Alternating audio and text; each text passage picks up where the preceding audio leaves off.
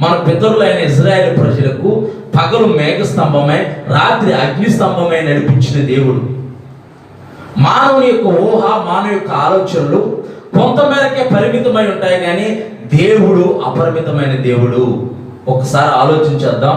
పగలు మేఘస్తంభమై రాత్రి అగ్నిస్తంభమై నడిపించిన దేవుడు. ఈ భూలోకంలో ఎవరు కూడా ప్రజలతో నివసించిన దేవుని వారిగా ఎవరు లేరు. ప్రజల మధ్య నివసించిన వారిగా ఎవరు లేరు.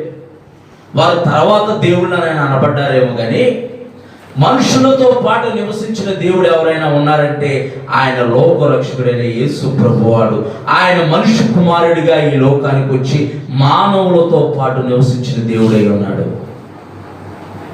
ఆయన తేజో మహిమగా ఆ యొక్క మందిరాన్ని, ఆ యొక్క గుడారాన్ని కమ్మాడంట. అక్కడికి సూర్యుని యొక్క